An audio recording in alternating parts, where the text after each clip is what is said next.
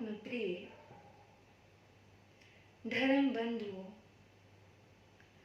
आपके भीतर बैठे परमात्मा को नमन करती हूँ एवं मेरे जीवन में आए हुए समस्त महान उपकारियों के उपकारों को याद करते हुए उन सभी महान दिव्य आत्माओं के चरणों में कृतज्ञता व्यक्त करती हूँ।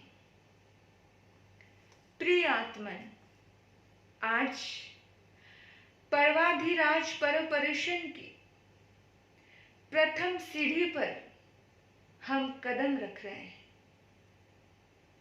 पर्वाधिराज परपरिशन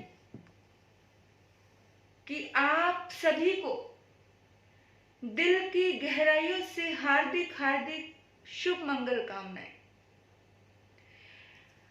आज ये प्रथम सीढ़ी है। दुआ करती हूं कि सीढ़ी जिस कदम ने प्रथम सीढ़ी को छुआ है वो कदम अंतिम शिखर सीढ़ी को भी छुए, यानी कि मोक्ष रूपी लक्ष्य में आपको प्राप्त हो। कैसे मिलेगी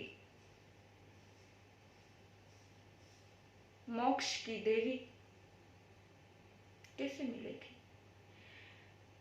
पर्वाधिराज परपरिशन हमें ये बताने आए हैं, हमें ये सिखाने आए हैं कि किस तरह से अपने आत्मा के लिए सोचा जाता है, अपने आप के समीप रहना, चारों तरफ से सारे झंझटों को छोड़कर स्वयं के समीप रहना, स्वयं के स्वभाव को देखना, समझना, अपनी आत्मा को समझना। अपनी आत्मा के लिए आते हैं ये पर्व, स्वयं के लिए आते हैं ये पर्व।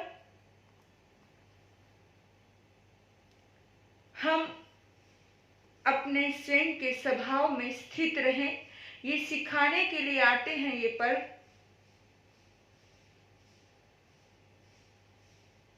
दो आदमी आपस में गहरे मित्र हो गए, लेकिन दोनों की नेचर बिल्कुल ऑपोजिट है।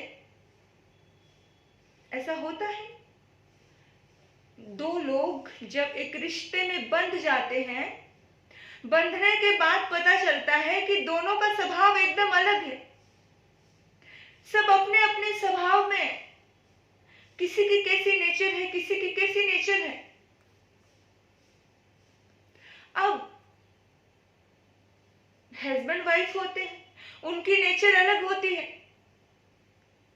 दो बहनें होती है, उनकी नेचर अलग होती है। दो भाई होते हैं, उनकी नेचर अलग होती है। सब अलग अलग नेचर के इस दुनिया में हैं। और हर व्यक्ति दूसरे के नेचर की तरफ ज्यादा ध्यान दे रहा है, इसलिए खुद की नेचर को समझ ही नहीं पाता है। इसलिए सारी टेंशनें, सारी तकलीफें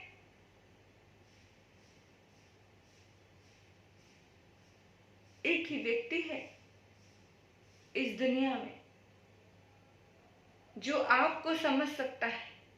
एक ही व्यक्ति है इस दुनिया में जो आपको बदल सकता है। एक ही व्यक्ति है इस दुनिया में जो आपका साथ दे सकता है। वो कौन है? वो कौन है? अपना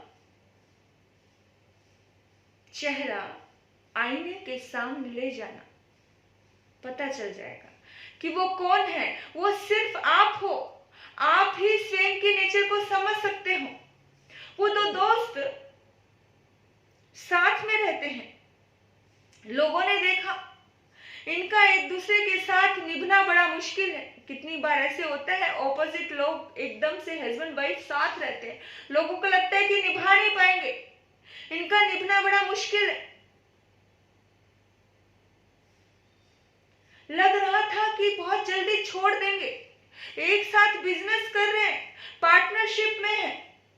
लग रहा था कि अभी कट ऑफ हुआ, अभी एक दूसरे के भीतर में भयानक झगड़ा हुआ, भयानक लड़ाई हुई, अभी छोड़ देंगे। लेकिन हैरानी हो गई, 10 साल बीत गए, 20 साल बीत गए, 30 साल बीत गए। एक व्यक्ति की नेचर ऐसी जो उस व्यक्ति को हजारों गालियां भी निकाल देना तो भी उसकी नेचर ऐसी कि वो सिर्फ प्यार ही देता है, वो सिर्फ मोहब्बत ही लुटाता है। और एक व्यक्ति जो दूसरा मित्र है वो हमेशा जब भी बात करता है सिर्फ गाली दे करके बात करता है, सिर्फ बुरा बोलता है, हमेशा गलत ही बोलता है, हमेशा नेगेटिव ही सोचता है।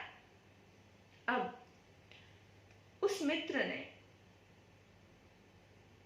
इन दोनों मित्रों की जब स्थितियां देखी तो एक मित्र, तीसरा व्यक्ति आया और उसने पूछ लिया, उसने पूछा, भाई गजब हो गया, 30 साल हो गए हमें देखते देखते, हमें लग रहा था आज टूटा आज टूटा आज टूटा, लेकिन तुम्हारा रिश्ता अभी तक टूटा नहीं, क्या कारण है? उसने कहा कि हम दोनों की नेचर एकदम अलग है, इसलिए आप लोगों को लग रहा था कि हमारा रिश्ता टूट जाएगा। उसने कहा कि प्रेम देना मेरा स्वभाव है, मोहब्बत लुटाना मेरा स्वभाव है।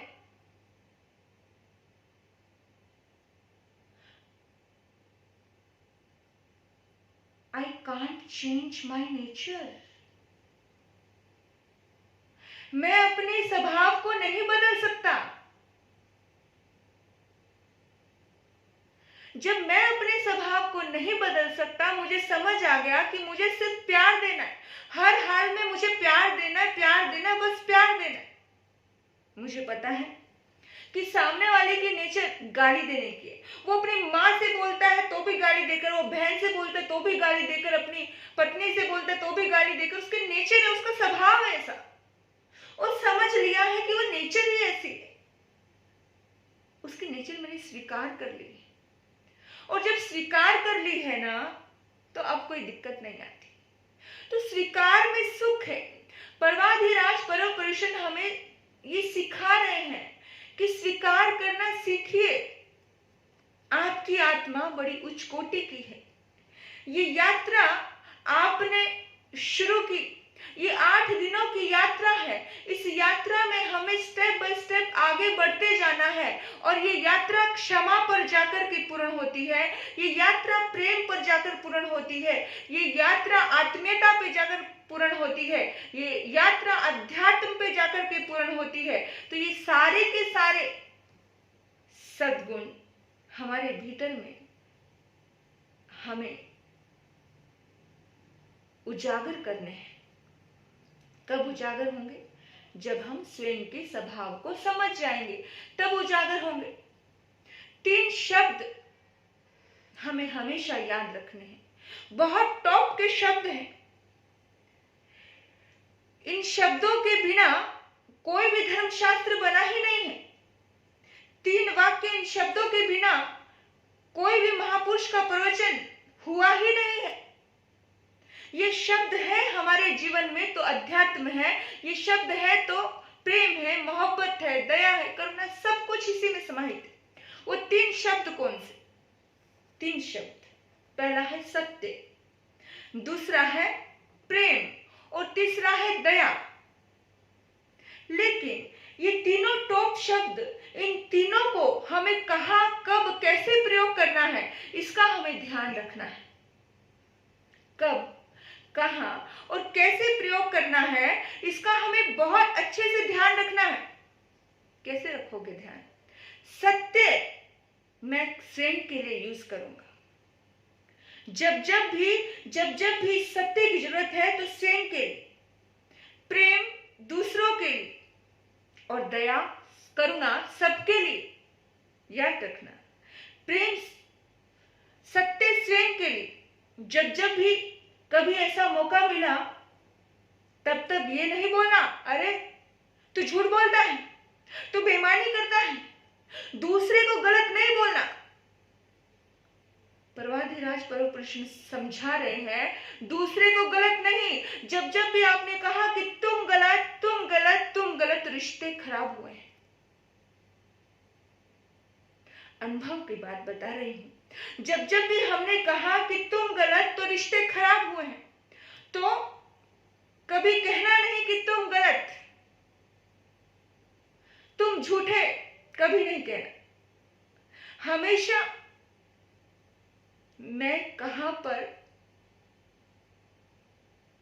बेईमानी पर हूं, मैंने कहा 2 नंबर का कमाया है, मैंने कहा क्या गलती की है, बस स्वयं की तरफ देखना। यही तो परमपुरुष सिखा रहे हैं कि अपनी आत्मा की तरफ देखो, अपनी आत्मा की तरफ देखो, बस यही सिखाते हैं। यहाँ क्या हो रहा है, वहां क्या हो रहा है, इन सब चीजों को भूल जाओ, सिर्फ स्वयं की तरफ देखो, यही सिखा रहे हैं परवादीराज परमपुरुष। जब जब भी आपको मौका लगे तो सत्य स्वयं के लिए प्रयोग करना। सत्य दूसरों पे मत थोपना, दूसरों के लिए नहीं है, सत्य स्वयं के लिए, सत्य स्वयं के साथ के लिए है। ऐ सुधारक जगत के मत चिंता कर यार, ऐ सुधारक जगत के मत चिंता कर यार, तू ही तेरा जगत है, पहले इसे सुधार, बस स्वयं के लिए। दूसरा है प्रेम। मुझे प्रेम दूसरे से करना है, सत्य स्वयं के लिए और प्रेम दूसरे के लिए। मुझे प्रेम दूसरे से करना है। हम हमेशा शिकायत में रहते हैं, हम हमेशा कहते हैं कि मेरे गुरु ने मुझे प्यार नहीं दिया, मेरे माँ बाप ने मेरा ध्यान नहीं रखा, मेरे माँ बाप अगर मेरे साथ देते तो मैं यहाँ होता, मैं यहाँ होता, मैं वहां होता, मेरे मित्र मेरे साथ दगा नहीं करते तो ऐसा नहीं होता, मेरे मित्रों ने प्रेम नहीं दिया, मेरे माँ बाप ने प्रेम नहीं दिया, मेरे भाई ने सम्मान नहीं दिया, मेरी बहन ने सम्मान नहीं दिया। यानी कि हम हमेशा दूसरों के लिए लगे रहते हैं, दूसरों की चिंता में, हम सिर्फ शिकायतों में उलझे रहते हैं। हम कहते हैं कि दूसरे ने नहीं दिया, क्या नहीं दिया, प्रेम। लेकिन आप सिर्फ और सिर्फ एक ही बात सोचना कि प्रेम सिर्फ मुझे देना है,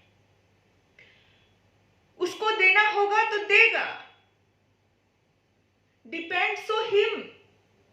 ये उसके ऊपर डिपेंड करता है कि वो प्रेम देना चाहता है कि नहीं देना चाहता है।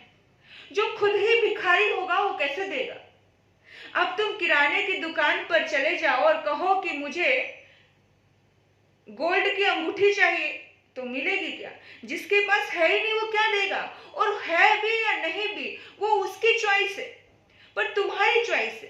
तुम्हें अपने आप से एक वादा करना है कि प्रेम मुझे देना है, सम्मान मुझे देना है, केयर मुझे करनी है। और याद रखना, हमारे महान पुरुष कहते हैं जो तुम देते हो वो तुम्हें लौट कर जरूर मिलता है।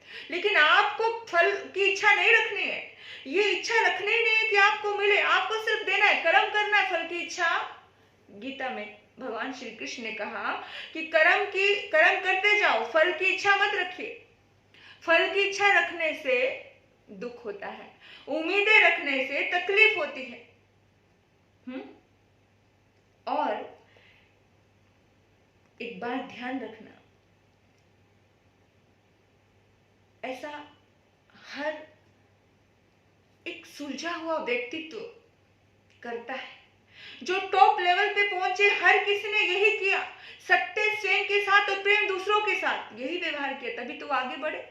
एक साइंटिस्ट था, आज उसके बेटे का जन्मदिन था और उसकी पत्नी ने कहा कि जल्दी आ जाना, इकलौता बेटा है और 5 बजे मेले में जाना है, हम सब तुम्हारा इंतजार करेंगे। साइंटिस्ट गया अपने मालिक के पास और उसने कहा कि मालिक, वैसे तो मैं छुट्टी लेता नहीं हूं, लेकिन आज मेरे बेटे का जन्मदिन है और मुझे 5 बजे उस बेटे को मेले में लेकर के जाना है। तो मालिक ने कहा कि हाँ ठीक है, जा सकते हो, 5 बजते ही तुम चले जाए। वो साइंटिस्ट एक प्रयोग कर रहा था और उसने देखा कि प्रयोग 75% हो चुका है, थोड़ा सा ही काम बचा है, और उस थोड़े से चक्कर में उसने देखा कि 5 तो बच चुके हैं, थोड़ा सा काम अधूरा छोड़ करके जाने की इच्छा नहीं है। चलो कोई बात नहीं, वो बड़ी ईमानदार था अपने उस काम के प्रति, बड़ा प्रामाणिक था, और उसने वो काम करना जारी रहा। 5 बज गए, उसने सोचा कोई बात नहीं, कल ले जाऊंगा बेटे को। आज वो प्रयोग पूरा हो गया, काम पूरा हो गया। आया, जब आ रहा था तो उसके मन में कहीं कुछ गिल्टी थी, कहीं कुछ उसके मन में बेचैनी थी, परेशानी थी। वो सोच रहा था कि आखिर मैं क्या करूं, मैं कैसे करूं, क्या जवाब दूंगा मैं अपनी पत्नी को, अपने बच्चों को। वो सोच रहा था, और सोचते सोचते उसके मन में कुछ चल ही रहा था। इतने में उसने दरवाजा खोला, वो देखता है कि उसके बेटे के चेहरे पर मुस्कान है, वो हंस रहा है, उसके चारों तरफ खिलौने, और एकदम हैरान हो गया। वो भी मुस्कुराने लगा और उसने अपनी पत्नी को पूछा, क्या बात है, मेरा बेटा खुश? पत्नी ने कहा, हाँ। ये कैसे हुआ? पत्नी ने कहा, पत्नी बता रही है कि पतिदेव, जहां तुम काम करते हो वहां के मालिक आए थे, और उस मालिक से आपने कुछ बात कही होगी कि आज मेरे बेटे का जन्मदिन है। उस मालिक ने देखा कि आप व्यस्त हो, आप बहुत मग्न होकर काम कर रहे हो और आप नहीं गए हो, तो वो मालिक आ गया, और वो मालिक हमारे बेटे को मेले में लेकर के गया और बहुत सारे खिलौने दिला करके गया। जब ये बात सुनी उस साइंटिस्ट ने, उसकी आंखों में आंसू आ गए। वो सोचने लगा कि इतना प्रेम मेरे मालिक का मेरे प्रति, और मेरे बच्चों की भी इतनी चिंता। वो एकदम से गदगद हो गया, एकदम से वो प्रेम के आंसू उसकी आंखों से बह निकले। मेरे बंधु, वो मालिक कौन होगा, विचार करना। वो मालिक थे एपीजे अब्दुल कलाम। सोचना, अब्दुल कलाम, कोई व्यक्ति ऐसे ही नहीं सम्मान पाता है, कोई व्यक्ति दुनिया में ऐसे ही नहीं श्रेष्ठ कहलाता है। उसके अंदर वो श्रेष्ठता, वो अच्छाइयां होती है, तब जाकर के वो एक लेवल पे आता है। इस दुनिया में जितने भी महान पुरुषों की पूजा हो रही है, और आप अंतगढ़ सूत्र में बहुत कुछ सुनते आओगे, आपको पता चलेगा कि किस तरह से कैसे सम्मान दिया। ये दुनिया आज भगवान श्री कृष्ण को पूजती है, ये दुनिया आज भगवान महावीर को पूजती है, ये दुनिया आज गौशालक को नहीं पूजती। जो किसी के लिए करेगा महावीर को पूजती है, अर्जुन माली को पूजती है, दसों रानियों को पूजती है। ऐसी ऐसी आत्माएं जिन्होंने अपनी परवाह नहीं की, अपने आसपास के जीवों की परवाह की कि मेरे निमित्त से किसी को दर्द ना हो और मेरे निमित्त से मेरी आत्मा का भला हो। ऐसा था प्रेम उन महान पुरुषों के दिल में। मेरे बंधु, याद रखना, एक हाथी ने खरगोश को बचाने के लिए 3 दिन तक अपना पैर ऊपर रखा। खरगोश को बचाने के लिए।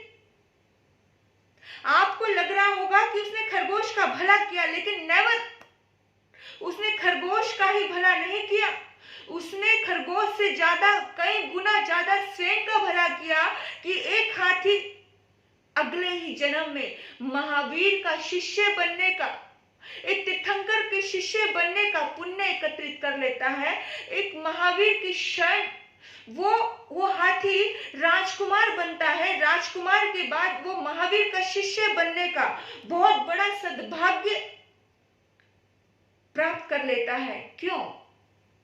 क्योंकि उसने खरगोश की जान बचाई। उसने खरगोश के लिए 3 दिन अपना पैर ऊपर रखा। पर्वाधिराज परमपुरुषन हमें संदेश देते हैं, सत्य का मार्ग अपनाएं, प्रेम का मार्ग अपनाएं और करुणा दया का मार्ग अपनाएं। ये तीनों पॉइंट अपने भीतर में गहराई से उतार ले। सत्य स्वयं के लिए, प्रेम दूसरों के लिए, करुणा सबके लिए। आज का ये पावन पवित्र दिन आप सभी को अपनी आत्मा के समीप रहने की प्रेरणा दे रहा है। अपनी आत्मा का चिंतन करना है। प्रतिपल प्रतिक्षण क्या विचारधाराएं चल रही हैं जीवन में, किससे द्वेष है, किससे नाराजगी है, किससे घृणा है, कहाँ अंधेरा छाया है, इस आत्मा में कहाँ कहाँ कालिमा लगी है, कितने मोह माया की अंदर में कालिमा छाई पड़ी है। उस कालिमा को धोने का ये वक्त आया है। पाप से हटने का ये वक्त आया है। धर्म से जुड़ने का ये वक्त आया है। इस वक्त को संभाल लेना। वक्त कहता है मैं तो निकल जाऊंगा, मैं तो निकल जाऊंगा, लेकिन इस वक्त को अगर तुमने नहीं संभाला, सब कुछ देकर के भी वक्त नहीं खरीदा जा सकता। सब कुछ, वक्त बहुत बड़ा हमारे जीवन का सबसे अमूल्य उपहार होता है। और वक्त कहता है मैं वक्त हूं, वक्त पे बता दूंगा। मैं वक्त हूं, वक्त पे बता दूंगा। जो वक्त पे संभल गया उसे शहंशाह बना दूंगा। जो वक्त पे नहीं संभला उसे खाक में मिला दूंगा। मैं वक्त हूं, वक्त पे बता दूंगा। तो ये वक्त बड़ा कीमती है। इस कीमती समय का सदुपयोग कीजिए।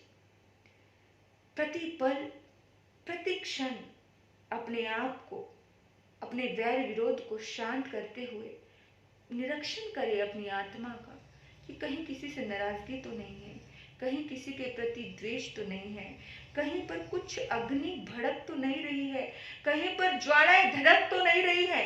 किसकी? राग द्वेष की। यानी कि हम प्रतिपल अतृप्त रह रहे हैं। हम तृप्त कब होंगे? अपने आत्मा का निरीक्षण करना है। प्रेममय होकर, करुणामय होकर, सत्य के साथ जुड़ करके हमें पर्वाधिराज परमपुरुषन मनाना है। इस आप सभी के लिए आज का दिन मंगलमय हो, करुणामय हो, प्रेममय हो, सत्य का साक्षात्कार आज हम सभी को हो। बस इन्हीं सद्भाव से आपने मुझे सुना, आपके भीतर बैठे परमात्मा को नमन करते हुए ओम शांति, ओम शांति।